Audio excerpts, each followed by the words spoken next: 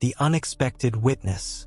The air inside the packed courtroom was thick with tension, the kind that made even seasoned reporters clutch their notepads a little tighter. The trial of James Calder had been the headline story for months. A brutal murder, damning evidence, and a defendant who refused to speak in his own defense. Now it had come down to this. Judge Calloway, a stern-looking man with sharp, observant eyes, took his seat. He adjusted his glasses and cleared his throat, his voice cutting through the murmurs. "This court will now proceed with sentencing," he announced.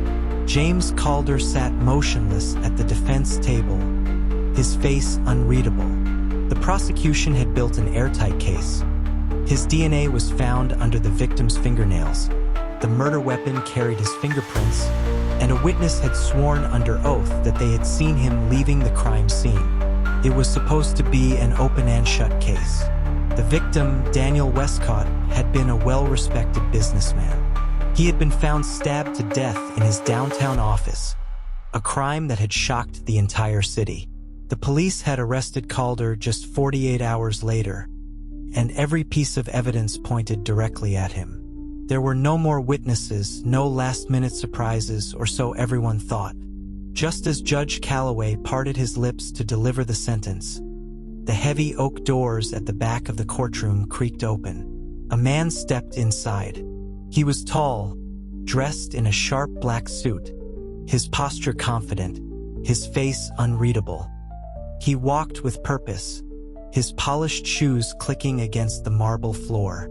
A murmur rippled through the crowd. Who was he? The stranger didn't hesitate. He strode down the center aisle, ignoring the whispers around him, and headed straight for the defense table. Without a word, he placed a single folded note in front of Calder's attorney before turning to the judge. "Your Honor," he said, his voice steady but commanding, "I have testimony that will change everything." Gasps filled the courtroom. The lead prosecutor, Melissa Grant, shot to her feet. "This is outrageous," she snapped. "We are minutes away from sentencing. Who is this man?" Judge Calloway narrowed his eyes. His gavel hovered over the bench, but something about the man's confidence made him pause. "State your name," the judge ordered. The man reached into his suit pocket and pulled out a worn leather badge. He held it up for everyone to see. "Ethan Graves," he said, "former homicide detective, and I have evidence that proves James Calder is innocent." The courtroom exploded. Reporters scrambled to write down his name. Calder himself jerked his head up, the first real reaction he had shown throughout the entire trial. The jury exchanged stunned glances. Melissa Grant scoffed, folding her arms. "This man is no longer a detective," she said. "His testimony is irrelevant." Ethan didn't even flinch. He simply turned toward the jury, locking eyes with each of them before speaking again. "The man sitting before you," he said, pointing at James Calder, "did not kill Daniel Westcott. In fact, I know exactly who did." The words hung in the air like a noose tightening around the room.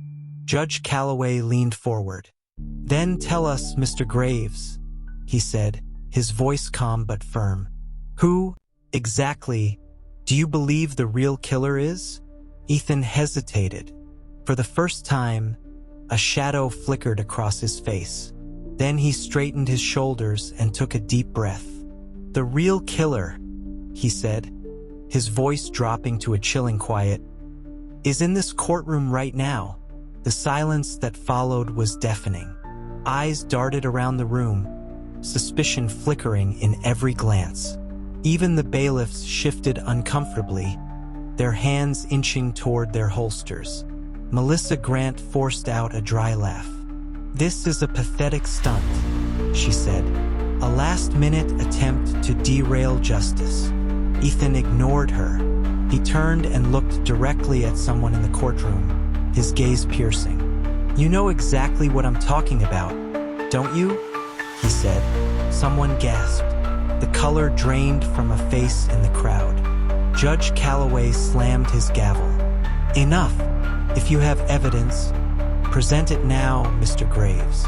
Ethan reached into his coat pocket and pulled out a small USB drive.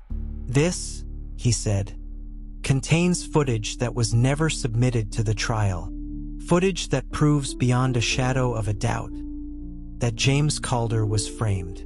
A stunned silence. Then, all at once, chaos erupted. People were on their feet, reporters snapping photos, the jury looking at each other in shock. Melissa Grant's face went pale. Judge Calloway motioned for the bailiff to collect the drive. "This court will take a recess while we review this new evidence," the judge declared. The bailiff took the USB from Ethan and rushed toward the evidence technician. Ethan, however, never took his eyes off one person in the courtroom, the one person now avoiding his gaze at all costs.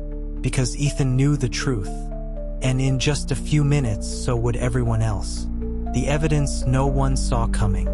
The courtroom buzzed with tension, a low murmur of voices filling the air as people exchanged frantic whispers. Judge Calloway had just called a recess to review the mysterious USB drive that former detective Ethan Graves had produced.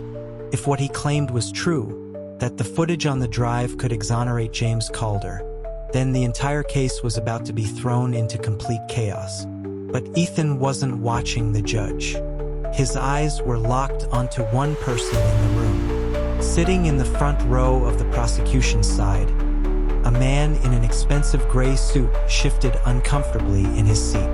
His hands clenched together as he avoided Ethan's gaze. He knew that whatever was on that drive could expose him, and he was terrified. The bailiff handed the USB to the court technician, who inserted it into the courtroom's computer. The large screen at the front of the room flickered to life.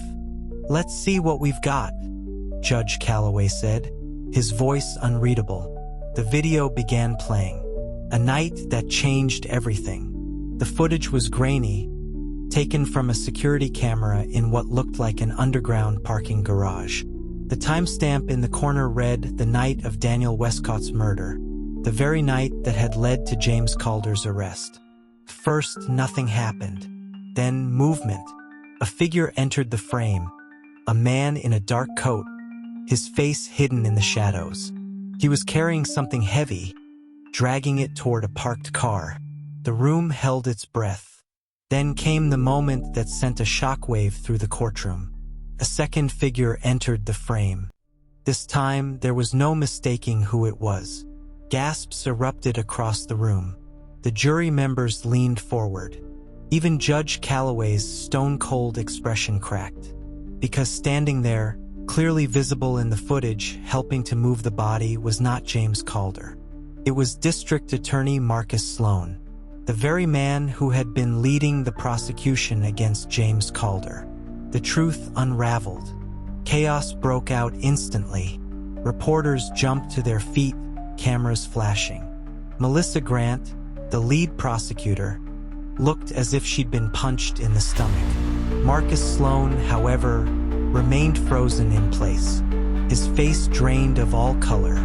This is absurd," he stammered, his voice suddenly lacking the commanding presence he usually carried in court.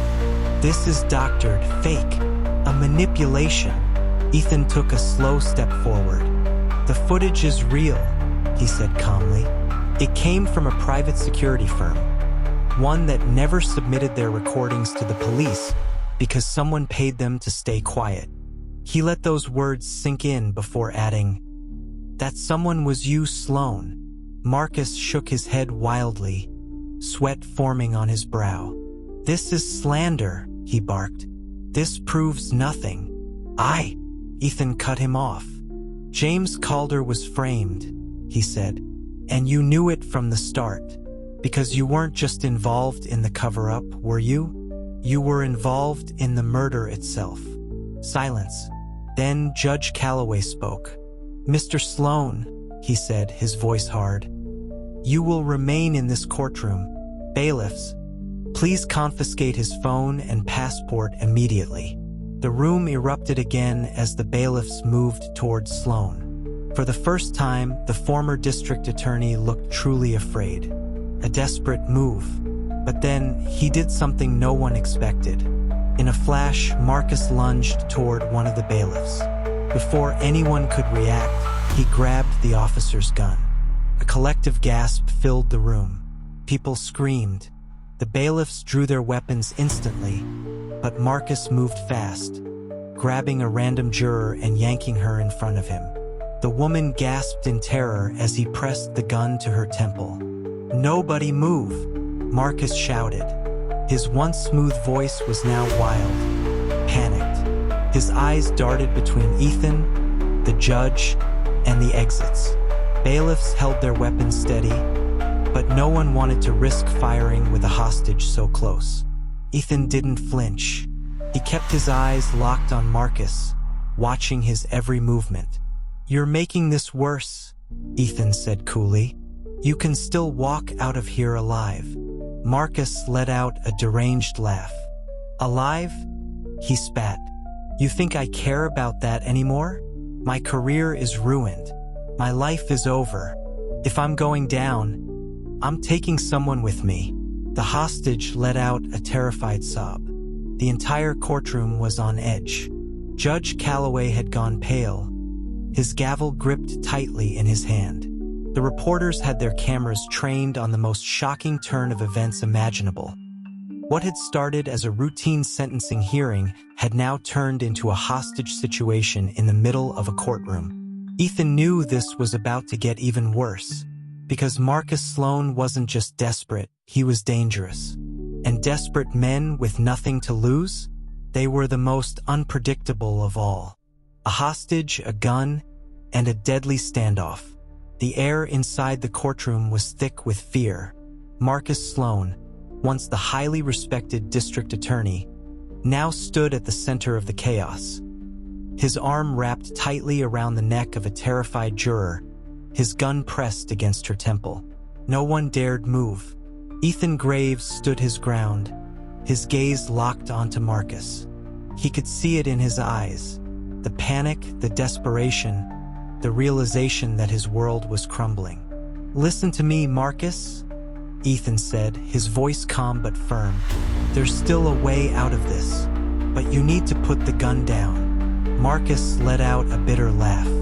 "A way out?" he scoffed. "Don't insult me, Graves. My life is over. You made sure of that." The juror let out a small whimper, her hands trembling as they clutched at Marcus's arm. Behind Ethan, the bailiffs held their weapons steady, waiting for the perfect moment to strike. But Marcus was too close to his hostage. One wrong move and it would end in bloodshed. The breaking point. The crowd inside the courtroom had fallen into silence, a collective breath held in fear. Even Judge Calloway sat frozen, his knuckles white from gripping the bench. But Ethan knew he had to act fast. "You still have a choice, Marcus," he said carefully, inching forward. "You don't want to do this. This isn't who you are." Marcus's grip tightened on the juror, and she let out a choked sob. "You don't know who I am, Graves," he spat. "None of you do." Then his eyes darted to the exit, calculating. That's when Ethan realized he wasn't just stalling. He was planning an escape. "Don't even think about it, Marcus," Ethan warned. "There's nowhere to go." Marcus's jaw clenched, his body tensed, and then he moved. A shot rings out. In one sudden motion, Marcus shoved the juror forward and turned to run, his gun swinging toward Ethan. Instinct kicked in. Bang! A single gunshot shattered the tense silence. Screams erupted as the juror collapsed to the floor, covering her head. The bailiffs rushed forward, but Ethan was already moving, his heart hammering in his chest. Marcus stumbled back, his face twisting in shock. Blood blossomed across his side. He fell to one knee, gasping. His gun clattered to the ground. And just like that, it was over. The bailiffs swarmed him, resting his hands behind his back, forcing him down. Marcus gritted his teeth, his breathing ragged. He was losing blood fast. Ethan stepped closer, staring down at the man who had spent years hiding behind lies and manipulation. "It's over, Marcus," Ethan said quietly. "You don't have control anymore." For the first time, Marcus looked afraid. The reality had finally hit him. The truth comes crashing down. Paramedics pushed through the crowd, attending to both Marcus and the shaken juror. Judge Calloway, who had remained shockingly composed, cleared his throat. "Court is adjourned until further notice." The room buzzed as reporters scrambled to their phones, cameras flashing, people talking all at once. James Calder, still in his prison jumpsuit, sat in stunned silence. Ethan walked toward him. "You're going home, James," he said. James looked up slowly, his expression unreadable. "I don't know how to thank you." Ethan shook his head. "Thank me by never coming back here again." James let out a breath, part relief, part disbelief. But Ethan wasn't celebrating just yet, because something was still bothering him. As Marcus was wheeled out on a stretcher, Ethan locked eyes with him one last time. And in that moment he saw something chilling. Marcus wasn't afraid of prison. He wasn't afraid of losing his career. He was afraid of something else. And whatever it wasn't over yet. The man in the shadows. The courtroom had emptied, but Ethan Graves couldn't shake the feeling something was off. Marcus Sloan was in custody, bleeding but alive. James Calder had been exonerated and was on his way out. On the surface, it seemed like justice had been served. But deep down, Ethan knew this case was far from over. Marcus hadn't looked defeated when they carried him out. He had looked terrified. Terrified of what? Ethan couldn't ignore the way Marcus's eyes had darted around the room, searching for something, or someone. He wasn't afraid of prison. He was afraid of whoever had been pulling his strings. Cryptic warning. As Ethan exited the courthouse, James Calder was waiting for him at the steps. "Graves," James said, shaking his hand firmly. "I owe you my life. Just stay out of trouble," Ethan replied. James chuckled, but his expression quickly darkened. "Listen, there's something you should know." Ethan raised an eyebrow. "What is it?" James glanced over his shoulder, as if making sure no one was listening. "Marcus isn't the top of the food chain." Ethan felt his pulse quicken. "What do you mean?" James licked his lips nervously. "I mean, Sloan was just the fall guy. He was working for someone bigger, someone who doesn't like loose ends. And if I were you, I'd start watching my back." Ethan's mind raced. "Who?" he pressed. "Who is he working for?" James hesitated, then leaned in close. "They call him the Hollow Man." A chill ran down Ethan's spine. Before he could ask more, a black car rolled up to the curb. James turned toward it. "That's my ride," he said. "Be careful, Graves. You might have just kicked a hornet's nest." And with that, he was gone. The first threat. Ethan barely had time to process James's words before his phone buzzed in his pocket. He glanced at the screen. Unknown number. A sense of unease settled in his gut. He answered, "Graves." For a moment there was silence. Then a distorted voice spoke, low and chilling. "You should have let him rot in prison." Ethan froze. "Who is this?" "You made a mistake today, Graves," the voice continued, "and mistakes have consequences." Then the line went dead. Ethan's grip on his phone tightened. His instincts screamed at him. This wasn't an empty threat.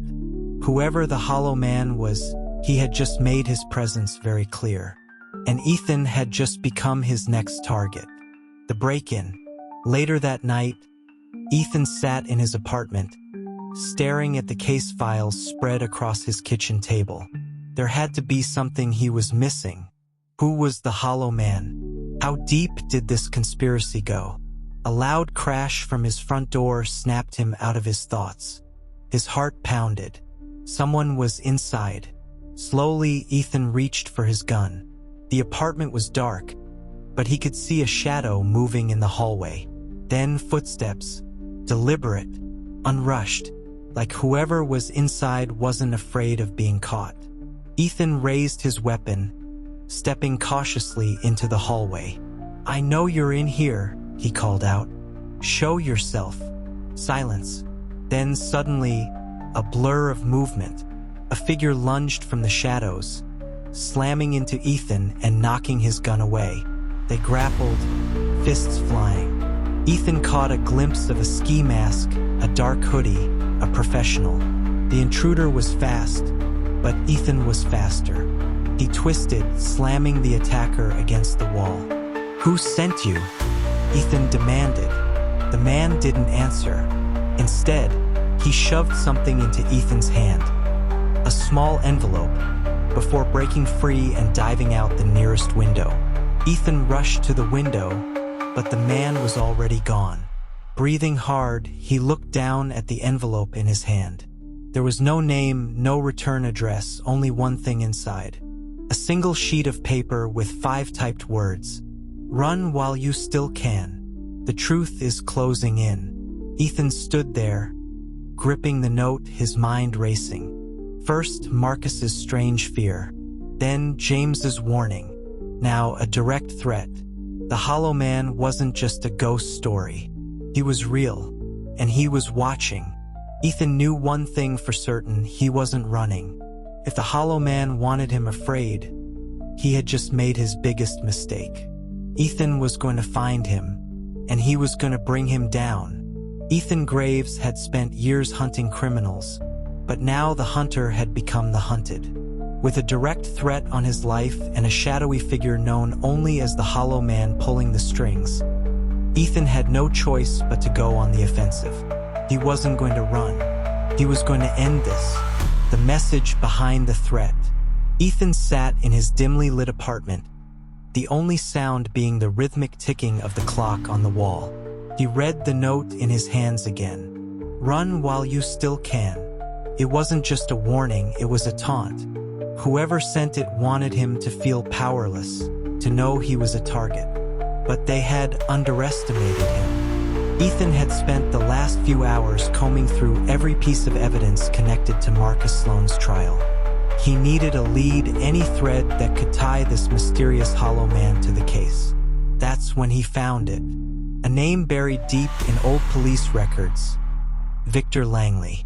A former corporate mogul who had mysteriously vanished a decade ago after being accused of running an underground crime syndicate. No arrests, no convictions, no trace of him since. Until now. Ethan's gut told him Langley and the Hollow Man were one and the same. And if he was right, then Langley wasn't just running a crime empire. He was controlling the entire justice system from the shadows. The only way to stop him, expose him, the trap is set. Ethan picked up his phone and called an old contact, FBI agent Rebecca Cole. "You sure about this, Graves?" she asked, skepticism heavy in her voice. "If I don't make a move now, I'm dead anyway," Ethan replied. "I need Langley to come out of hiding." They devised a plan, bait Langley into revealing himself. Ethan leaked false information through the dark web, hinting that James Calder had been granted immunity in exchange for evidence that could expose the Hollow Man's identity. It was a calculated risk. If Langley was watching, and Ethan knew he was, he'd take the bait. All that was left to do was wait. The final showdown. It didn't take long. That night, James Calder was scheduled for a secret transport to an undisclosed safe house. Only it wasn't secret at all. Ethan knew Langley's men would try to intercept him. And they did. Halfway through the transfer, a convoy of black SUVs surrounded the police escort. Masked gunmen stormed the road, their movements sharp, their attack precise. It was an ambush, but Ethan was ready. He had positioned himself strategically, watching from a distance. As the attack unfolded, he moved in silently, taking down 2 gunmen before anyone even noticed. Then, in the chaos, he saw him, Victor Langley. The Hollow Man was real. He stood near the edge of the scene, calm amidst the carnage, dressed in an expensive suit. His silver hair slicked back. He didn't look like a crime lord, he looked like a politician. Cold, calculated, dangerous, and now exposed. "You should have run, Graves," Langley said smoothly, locking eyes with him. "You should have stayed in hiding," Ethan shot back. Before Langley could give the order to kill him, FBI sirens screamed through the air. Rebecca had brought backup. Langley's men panicked. Some ran. Others fought. But it was over.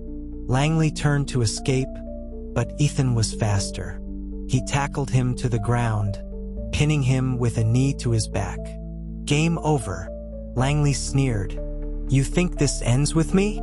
You have no idea how deep this goes." Ethan leaned in, lowering his voice. "Then I'll keep digging." Justice served. Days later, Langley was in custody, charged with conspiracy, murder, and racketeering. His empire crumbled, his connections exposed. Marcus Sloan was now cooperating with law enforcement, giving up names of powerful figures who had worked alongside Langley for years. James Calder was finally free, and Ethan, he had just toppled the most powerful ghost in the system. For the first time in a long time, he allowed himself a moment of peace. But peace never lasted long. That night, as Ethan walked out of the FBI headquarters, his phone buzzed. A new message from an unknown number. "You won the battle, but the war is far from over." Ethan's grip tightened around the phone.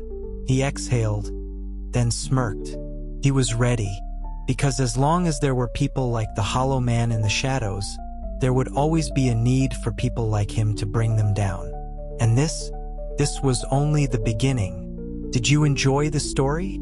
If you love gripping, suspenseful mysteries like this, don't forget to like, subscribe, and hit that notification bell so you never miss another story. There's always another mystery to unravel, and another dark truth waiting to be exposed. Until next time, stay curious.